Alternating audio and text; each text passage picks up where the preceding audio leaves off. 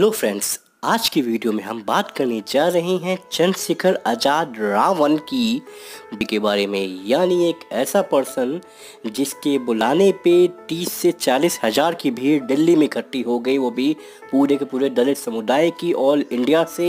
एक ऐसा पर्सन जिसने एक टीम बनाई, एक पार्टी बनाई, एक एनजीओ बनाई जिसमें कम से कम 30 से 40 हज़ार मेंबर हैं, वो भी आधे से ज़्यादा राज्यों से। ये हैं भीम आर्मी के संस्थापक चंद्रशेखर आज़ाद रावण। कौन है ये, क्या तरीका है, क्या स्टाइल है इनका, आइए चलिए जानते हैं इन सब के बारे में। एक ऐसे पर्सन जो कि हमेशा एक अलग ही स्वैग में रहते हैं और अपने साथ इंडियन कॉन्स्टिट्यूशंस की बुक लेके चलते हैं, यानी पूरा का पूरा हमेशा अपने साथ भारत का संविधान रख के चलते हैं।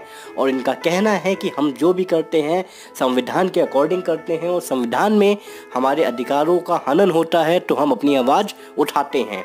कौन है ये, कहाँ से आते हैं, चलिए बात करते हैं। ये देखिए, ये दिल्ली की भीड़ है जो सीएए के टाइम पे, जिस समय दिल्ली में सीएए का विरोध चल रहा था, उस समय पे ये आए हैं जहाँ पे धारा 144 लगी हुई थी। ये आए अपने हाथ में, आप देख सकते हैं भारतीय संविधान, अंबेडकर साहब के फॉलोअर हैं ये और उनको मानते हैं। मीडिया भी इनके साथ में हर तरफ से घिरे हुए हैं, एक फेमस पर्सनैलिटी हैं अपने एक यूथ के साथ। चलिए, ये जो है एक इंडियन सोशलिस्ट हैं, लॉयर हैं और अम्बेडकराइट है, यानी अंबेडकर को मानने वाले हैं और वकील हैं। इनका बॉर्न हुआ था 3 दिसंबर 1986 गडकौली विलेज में, जो कि सहारनपुर डिस्ट्रिक्ट में है, उत्तर प्रदेश के सहारनपुर के गडकौली में। इसके बारे में बहुत फेमस बात है, अभी बताते हैं आपको। इनके जो पिता हैं गोवर्धन दास, वो प्रिंसिपल होके रिटायर्ड हो गए हैं गवर्नमेंट जॉब से। और उसके बाद ये आते हैं एक दलित लीडर से, दलित लीडर हैं ये, यानी एक अपने समुदाय से आते हैं। ये माना जाता है, ये ऐसे कह सकते हैं क्योंकि इन्होंने अपने गांव के एंट्रेंस पे एक बोर्ड लगा रखा है, द ग्रेट चमार ऑफ गडकौली वेलकम्स यू। चलिए देखते हैं इसको। ये देखिए, ये अपने एक अलग ही स्वैग में व्हाइट शर्ट, ब्लैक पैंट, गले में स्कार्फ डाल करके एक जय भीम जय भारत करके एक बोर्ड लगा रखा है अपने गडकौली विलेज के एंट्रीज पे, द ग्रेट चमार डॉक्टर भीमराव अंबेडकर ग्राम आपका हार्दिक अभिनंदन करता है। ये अपने आप को चमार कहते हैं, दलित समुदाय के कहते हैं और उसी तरीके से वेलकम करते हैं। इस पर भी कई बार विरोध हो चुका है और बहुत बार इस पर पेंट कराया गया, उसको दोबारा लिखवा देते हैं। चलिए और बात करते हैं, क्या रीज़न क्या था भीम आर्मी बनने का, या भीम आर्मी को बनाने का रीज़न ये था। एक बार इन्होंने इंटरव्यू में कहा था, एक जो इनके फादर एक स्कूल के प्रिंसिपल थे, उनके लिए कमेंट आता था, चमार है मास्टर जी इज़ अ चमार, अ दलित was a statement his father had to hear over and over again. Never mind his relative senior position, the school hierarchy. It was then that the thought of doing something for the community took root in the Azad's mind. यानी इनके पिताजी के ये बार बार उनकी, हालांकि hierarchy में बहुत senior most positions पे थे, प्रिंसिपल पे थे, फिर भी उनकी कास्ट की वजह से उन्हें ये अवहेलना झेलनी पड़ती थी। इसी ने इनके दिमाग में अपनी जाति के लिए, अपने ग्रुप्स के लिए और उनके उत्थान के लिए एक आर्मी बनाने की योजना डाली और उसी के लिए उन्होंने एक संस्था स्थापित की जिसका नाम उन्होंने रखा भीम आर्मी।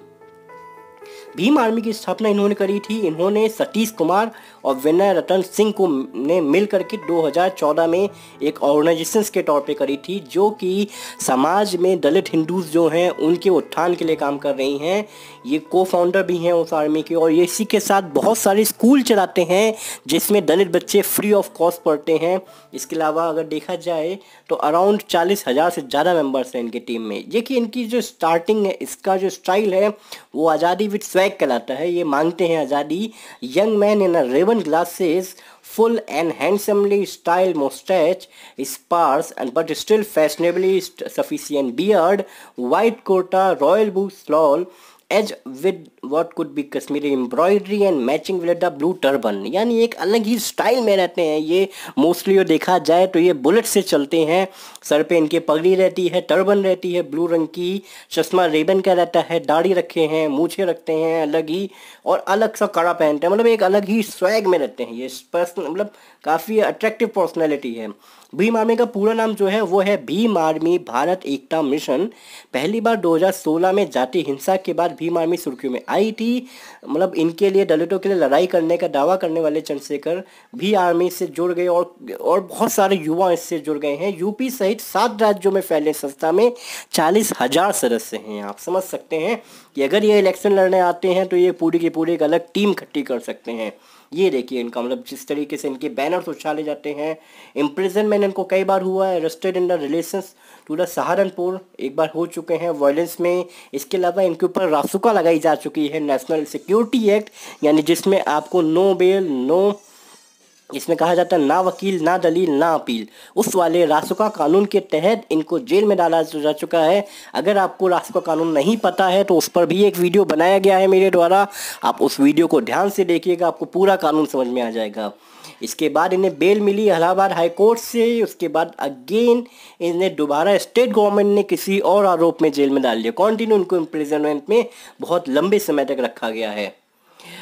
ये देखिए जब ये जेल में डाले गए थे तो इनके पेरेंट्स एक अनशन में बैठ गए थे, जिन्होंने एक न्यूज़ 18 में आर्टिकल भी छपा था, my son a Dalit revolutionary says Bhim army chief mother's.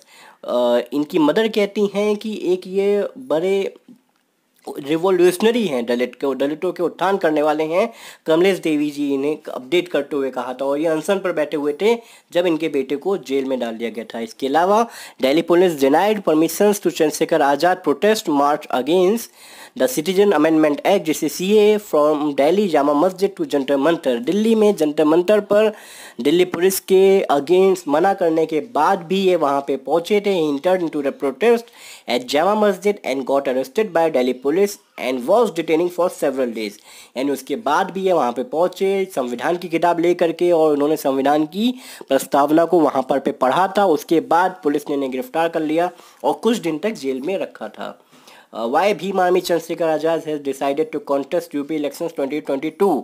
ऐसा माना जा रहा है कि उन्होंने जब जामा मस्जिद में बाहर आए थे, इन्होंने ये भी कहा था कि अब आने वाले 2022 के इलेक्शन में हम भी इलेक्शन में लड़ेंगे, क्योंकि एम्बिशंस बट कंपल्सन, हम जो इलेक्शन लड़ रहे हैं ये हमारा एम्बिशन नहीं है बल्कि कंपल्सन है, ये हमारी महत्वाकांक्षा नहीं है बल्कि ज़रूरत है। क्योंकि अगर हम अपनी जातियों के संप्रदाय का उत्थान करना चाहते हैं तो हमें इलेक्शन लड़के संविधान के तहत लोकसभा राज्यसभा अपनी सीट सिक्योर करनी पड़ेगी और वहाँ पर अपने अधिकारों को रखना पड़ेगा। यानी एक तरीके से माना जा सकता है he is the best next competitor in the elections of UP elections 2022।